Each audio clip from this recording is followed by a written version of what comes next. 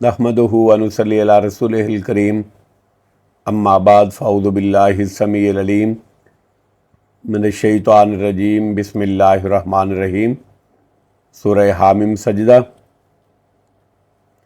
بامانی بامحاورہ ترجمہ اور تشریح۔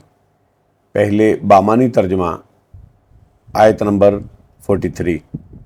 ما نہیں، یقالو کہا جاتا، لا کا آپ سے،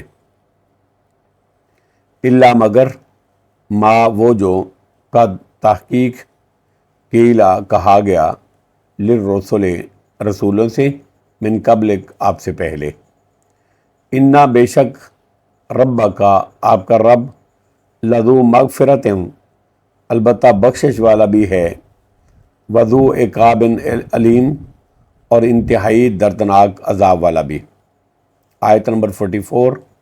ولو اور اگر، جعلناہ ہم بناتے اس کو، قرآن اعجمیا لقالو اجمی زبان کا، لقالو تو البتہ وہ کہتے، لولا فصلت کیوں نہیں کھول کر بیان کی گئیں آیاتوں اس کی آیتیں۔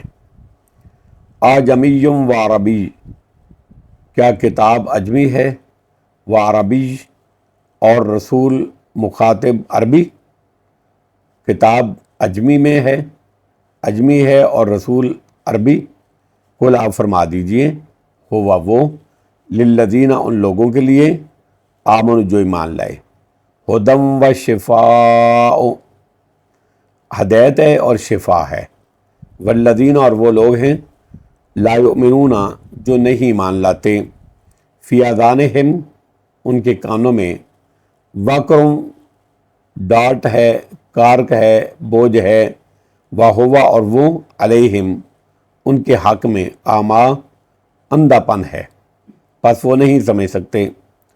اولئک یہ لوگ، ینادون گویا کہ پکارے جاتے ہیں، من مکان بعید بہت دور جگہ سے۔ آیت نمبر 45۔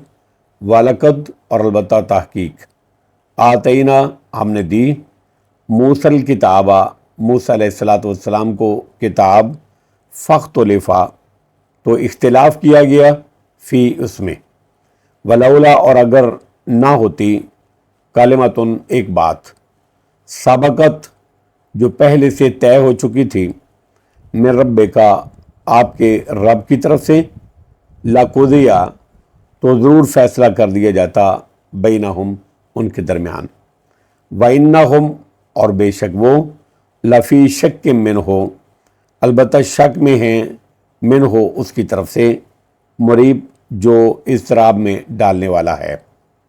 آیت نمبر 46۔ من جس نے، عاملہ عمل کیا، صالحاً نیک، فالنفس تو اس کے اپنے نفس ہی کے لیے ہے، ومن اور جس نے، اساء برا کیا، فعلیہا تو اس پر اسی کا وبال ہے، وما ربک اور نہیں ہے آپ کا رب، بظلام للعبید ذرا بھی ظلم کرنے والا بندوں پر۔ اب بامحاورہ ترجمہ اور اس کی تشریح۔ آیت نمبر 43۔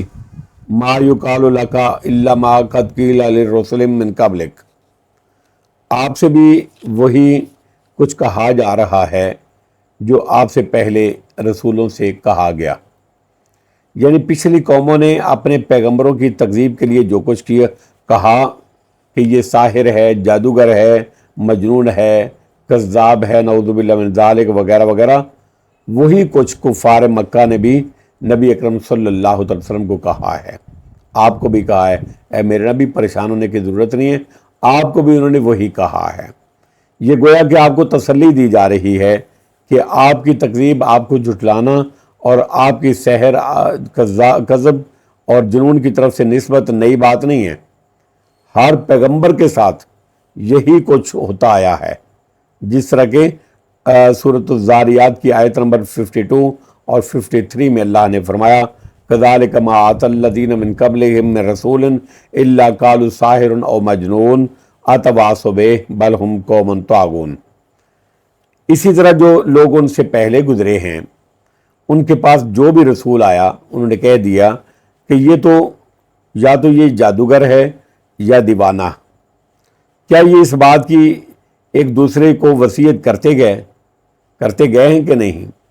بلکہ یہ سب کے سب سرکش ہیں.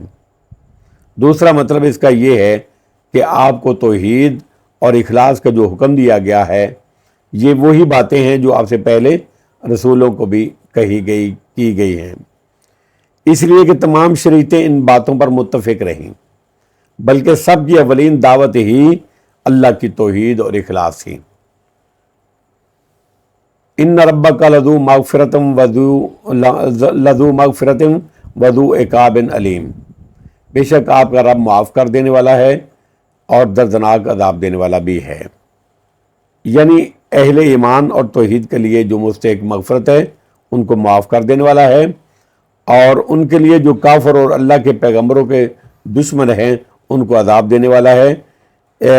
سورہ حجر کی آیت نمبر 50 میں اللہ نے فرمایا، نبی عبادی انی انا الغفور الرحیم وان عذابی هو العذاب العلیم، میرے بندوں کو خبر دے دو کہ میں بہت ہی بخشنے والا ہوں اور بڑا ہی مہربان ہوں، اور ساتھ ہی میرا عذاب بھی نہایت دردناک ہے کی طرح ہی ہے. آیت نمبر 44، وَلَوْ جَعَلْنَاهُ قُرْآنًا أَعْجَمِيًّا لَقَالُوا لَوْلَا فُصِّلَتْ آيَاتُهُ أَعْجَمِيٌّ وَعَرَبِيٌّ، کیا اگر ہم اس عجمی زبان کا قرآن بنا کر بھیجتے تو وہ ضرور کہتے اس کی آیتیں عربی میں کھول کر بیان کیوں نہیں کی گئی. آجمی یعنی عربی کی بجائے کسی اور زبان میں قرآن نازل کرتے تو وہ کہتے اس کی آیتیں عربی میں کھول کر بیان کیوں نہیں کی گئیں، یعنی ہماری زبان میں اس کو بیان کیوں نہیں کیا گیا جس کو ہم سمجھ سکتے، کیونکہ ہم تو عرب ہیں، عجمی زبان نہیں سمجھتے.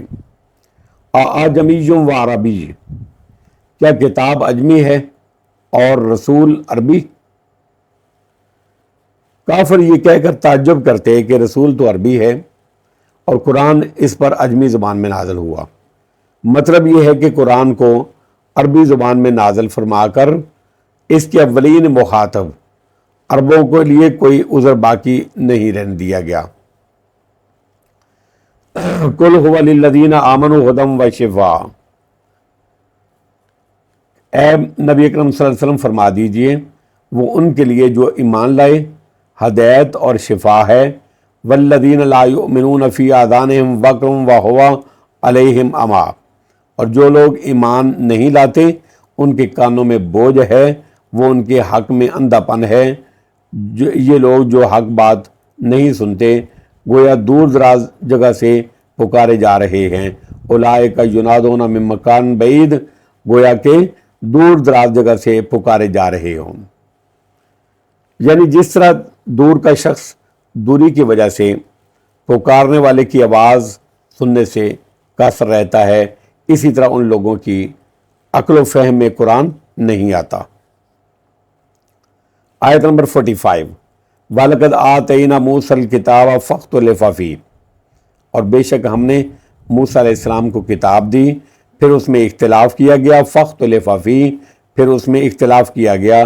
وَلَوْلَا كَلِمَةٌ سَبَقَتْ مِن رَبِّكَ لَقُضِيَ بَيْنَهُمْ، اور اگر آپ کے رب کی طرف سے ایک بات پہلے سے طے نہ ہو چکی ہوتی کہ ان کو عذاب دینے سے پہلے مہلت دی جائے گی. سورہ فاطر کی آیت نمبر 45، وَلَٰكِن يُؤَخِّرُهُمْ إِلَىٰ أَجَلٍ مُّسَمًّى، وہ ان کو وقت معین تک مؤخر کرتا. بے شک ہم نے موسیٰ علیہ السلام کو کتاب دی اور پھر اس میں اختلاف کیا گیا، اور اگر آپ کے رب، اے نبی اکرم صلی اللہ علیہ وسلم، اگر آپ کے رب کی طرف سے ایک بات پہلے سے طے نہ ہو چکی ہوتی لَقُضِیَ بَیْنَہُم، تو ان کے درمیان ضرور فیصلہ کر دیا جاتا، یعنی فوراً عذاب دے کر ان کو تباہ و برباد کر دیا جاتا. وَإِنَّهُمْ لَفِي شَكٍّ مِّنْهُ مُرِیبٍ، اور بلا شبہ وہ اس قرآن کے متعلق بے چین کر دینے والے شک میں پڑے ہوئے ہیں. یعنی ان کا انکار عقل و بصیرت کی وجہ سے نہیں، بلکہ محض شک کی وجہ سے ہے جو ان کو بے چین کر کے رکھا ہوا ہے۔ آیت نمبر 46، من عمل صالحا فلنفسہ، جس نے نیک عمل کیا تو اس کے اپنے ہی لیے ہے۔ جو نیک عمل کرتا ہے اس میں اس کا اپنا فائدہ اپنے لیے ہی ہے۔ ومن اساء فعلیہا، تو جس نے برا کیا اس کا وبال اسی پر ہے۔ وما ربک بظلام للعبید، اور آپ کا رب بندوں پر ظلم کرنے والا نہیں ہے، اس لیے کہ وہ عذاب صرف اسی کو دیتا ہے جو مجرم ہوتا ہے، نہ کہ بے گناہ کو اسی طرح ہی اس کو عذاب میں مبتلا کر دے۔ واللہ عالم بالصواب، وآخر دعوانا ان الحمد للہ رب العالمین۔